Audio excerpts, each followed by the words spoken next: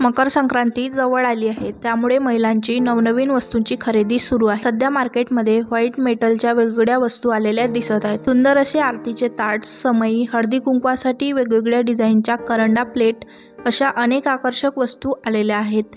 तुम्हाला खरेदी करायची असल्यास अमरावतीमधील दस्तूरनगर येथे तुम्हाला 50 रुपयांपासून ते 3000 रुपयांपर्यंत व्हाईट मेटलचे सर्व भांडे मिळू शकतात। नमस्कार, माझं नाव रेवती सवई आहे। माझं शॉपचं नाव समृद्धी कलेक्शन आहे, जे दस्तूरनगर स्क्वेअरला आहे। आणि माझ्याकडे जे आयटम आहे ते व्हाईट मेटल आहे। हे तुम्ही कोणत्या पण प्रकारे यूज केलं तर काळे पडत नाही आणि लाईफ लॉंग हे असेच्या असेच राहतात। त्याची चमक वगैरे पण काहीच कमी होत नाही।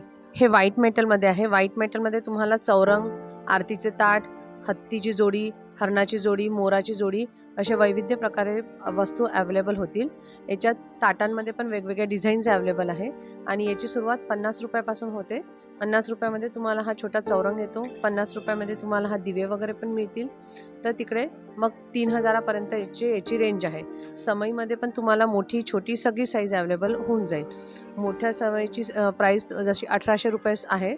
नंतर कलश वगैरे पण आहे। याच्यात कलशात तुम्ही पाणी वगैरे भरून ठेवलं तरी ते कसेच काळे पडत नाही, लाईफ लॉंग ते तसेच राहतात आणि त्याची चमक पण काहीच कमी होत। जसं आता संक्रांत येत आहे, तर संक्रांतमध्ये आपल्याला लागणारं जसं हे ताट आहे, याच्यात हळदी कुंकवाचे करंडे वगैरे आहे।